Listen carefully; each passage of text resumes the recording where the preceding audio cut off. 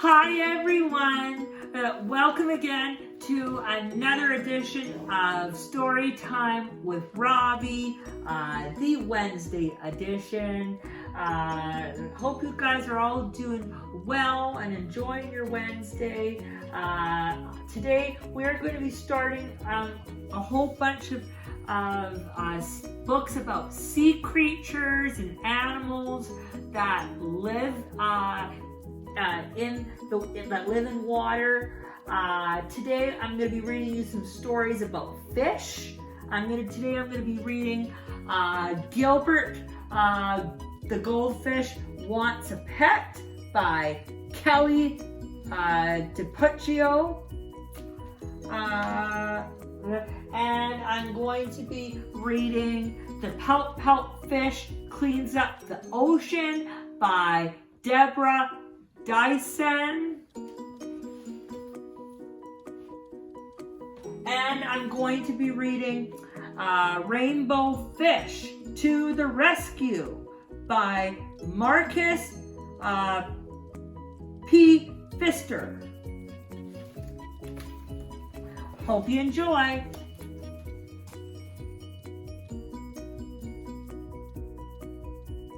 Alrighty, everybody. The first story I'm going to read today is Gilbert the Goldfish Wants a Pet by Kelly DiPuccio. Let's get started. To any outsider, Gilbert had everything a goldfish could ever want.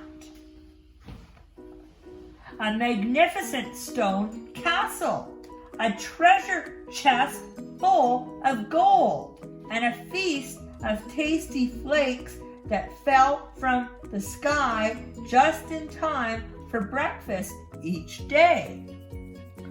But the one thing Gilbert did not have was the very thing that he most desperately wanted: a pet. Sometimes he imagined his pet would be small, sometimes big, sometimes really big. Sometimes Gilbert imagined his pet would have fur or feathers or floppy ears. But every day and always Gilbert imagined what it would be like to have a pet, to care for and love. Then one day, Gilbert woke up to find a dog barking at him. Bark, bark, bark. Gilbert blinked his eyes to make sure he wasn't dreaming. The dog wagged his tail and licked the bowl. Gilbert swam around and around in happy circles. The dog ran around and around in happy circles too. A pet, Gilbert glubbed. I have a pet. The dog barked and barked and barked some more. Bark, bark, bark. Gilbert never dreamed his pet would be so noisy or so thirsty. A week passed. A very tired Gilbert woke up and the barky bark dog was gone. The castle was quiet again. Gilbert was just a teensy bit relieved. A few days later, Gilbert noticed a small gray mouse peering at him through the glass. Gilbert's little fishy heart went pitter, patter, swish. The mouse licked her paws and sniffed the bowl. Gilbert swam around and around in happy circles. The mouse, who thought Gilbert was a large chunk of cheddar cheese, ran around and around in circles too. Squeak! A pet! Gilbert glubbed happily. I have a quiet pet. Squeak! Squeak!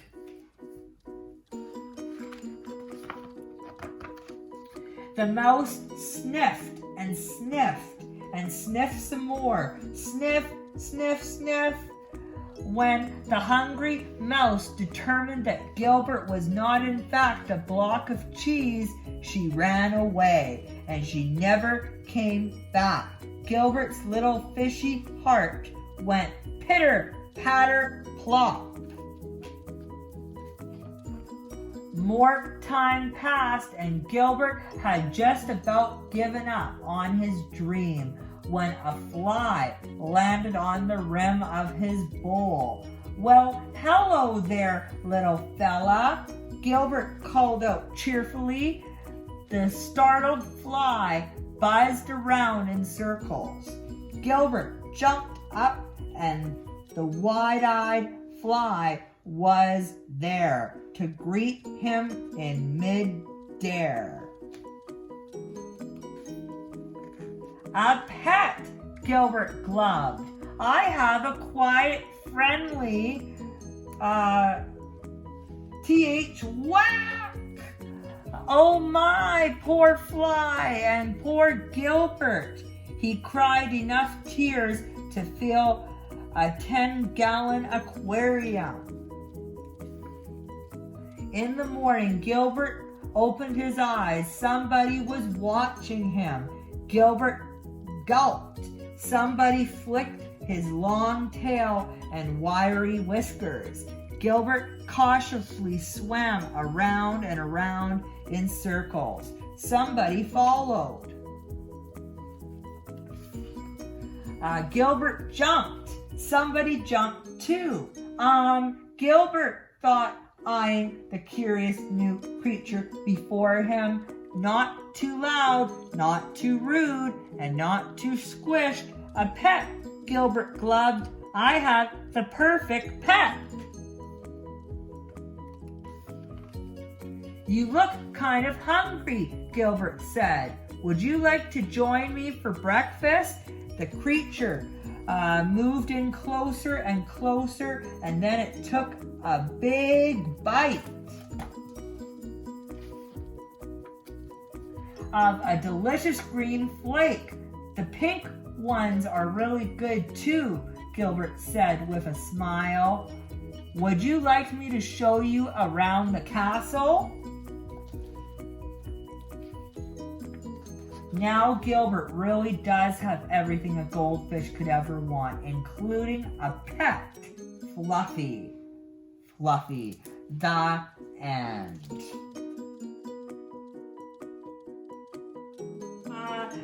Alrighty, everybody, the second story I'm going to read today is The Pelt Pelt Fish Cleans Up the Ocean by Deborah Dyson.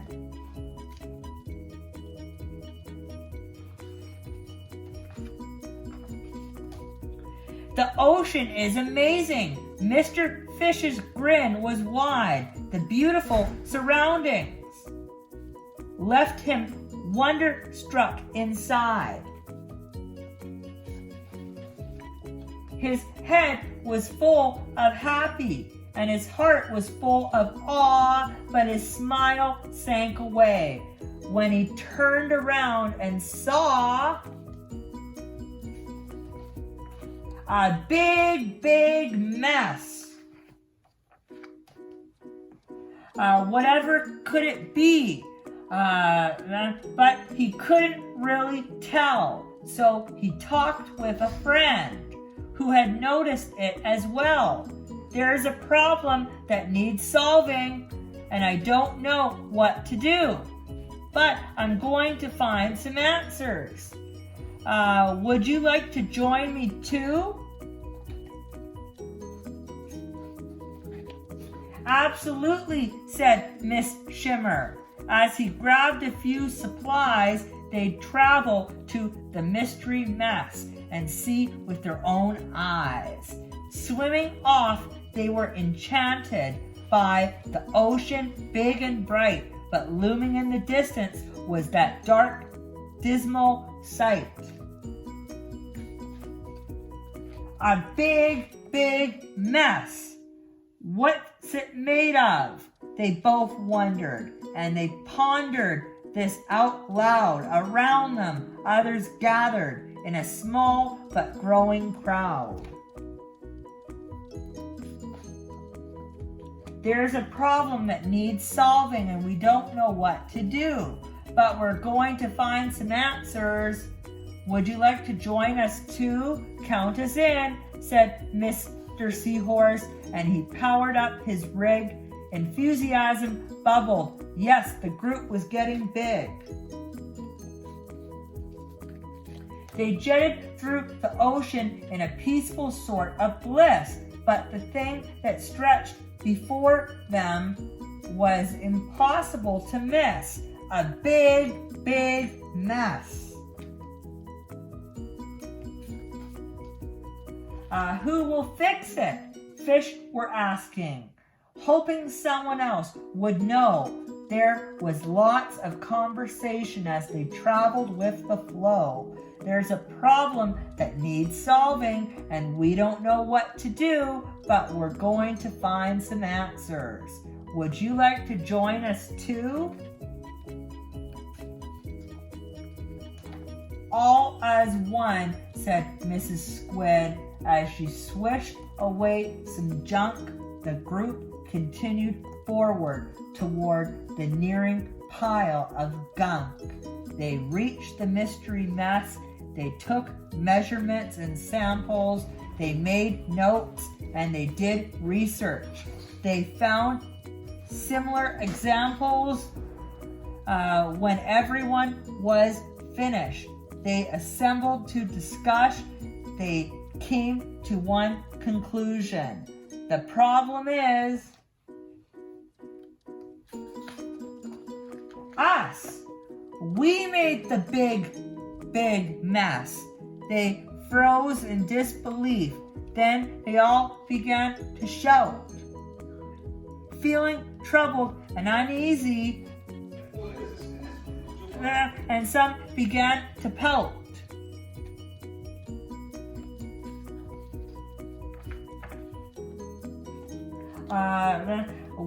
Were they stuck with this forever? Would it worsen? Would it grow? Mr. Fish was worried too.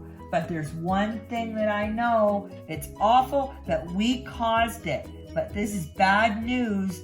Can be good, for it means that we can solve it. We all agree we should. Silence filled the ocean. Their future was at stake. It was a moment of decision. But which one would they make? A big yes. We can do it, they exclaimed positively. Yes, and yep. So they all pitched in together and they cleaned the ocean up.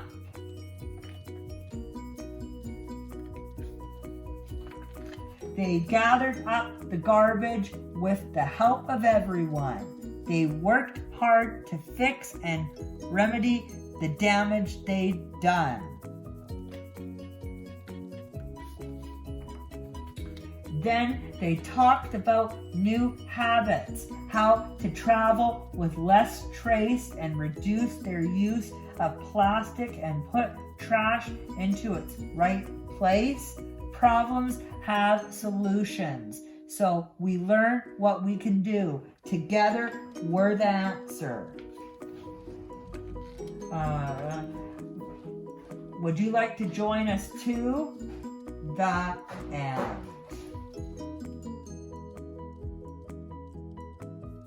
Alrighty, everybody. The third story I'm going to read today is Rainbow Fish to the Rescue by Marcus P. Pfister.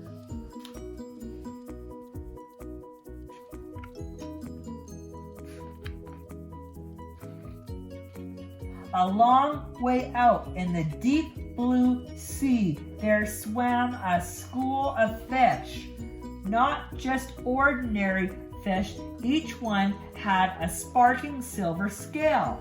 Ever since Rainbow Fish had shared its scales, these fish had done everything together. They swam together, they played together, they ate together, they even rested together, floating in the shadows of the reef. They were so happy together, they had no interest in other fish. So one day, when a little striped fish swam through their game of flash tag, they all stared at him. "Hey," the little striped fish finally said, "can I play too?" "It's flash tag," said one little fish, "and you don't have a flashing scale." "Do you have to have a special scale?" the little striped fish asked. "Of course you do," said the fish with the jagged fins. "Come on, let's play," he called to the others. "Don't worry about him." Then all the fish turned and went back to their game. Rainbow Fish hesitated. He was afraid of losing his new friends, so he didn't dare stand up to the fish with jagged fins. Feeling a little ashamed, Rainbow Fish reluctantly swam off to join the others. The little striped fish floated all alone at the edge of the reef. He looked sad as he watched the game. The other fish were having such a fun darting and diving in the deep blue sea, their shiny scales sparkling. Rainbow Fish remembered what it felt like to have no friends and how lonely he had been when all the fish had ignored him. He had been so proud of all his glittering scales that he had refused to share them. No wonder nobody had wanted to play with him. Now his friends did want him to play, and Rainbow Fish soon was caught up in the game. No one was paying attention when danger entered the reef. Suddenly, a shark shot like an arrow into the middle of the school. The fish darted in every direction and managed to escape to their hiding place. There, in a narrow crack in the reef, the shark could not reach them. They were safe, but the little striped fish wasn't. Rainbow Fish couldn't keep still. He was so worried. "What's wrong?" asked the skinny fish. "It's the little striped fish," said Rainbow Fish. "He's all alone out there. We've got to help him."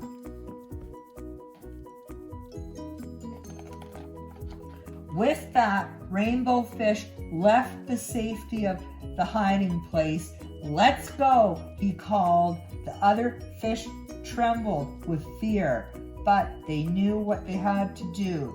They sped out of the crack after Rainbow Fish. They soon saw the shark, and there was the little striped fish swimming and spinning away from its jaws. Rainbow Fish could see that the little fish's strength was failing fast. "Hooray! Hurry!" shouted Rainbow Fish, and all the fish swarmed straight for the shark. This confused the shark because usually fish swam away from him. He turned this way and that, snapping right and left until he was dizzy. The shark almost got the fish with the jagged fins, but he escaped with just a few scratches. Quietly, Rainbow Fish led the little striped fish to safety. You were really brave, said the little striped fish. Thanks for saving my life. Together, they watched us as the exhausted shark gave up and swam away.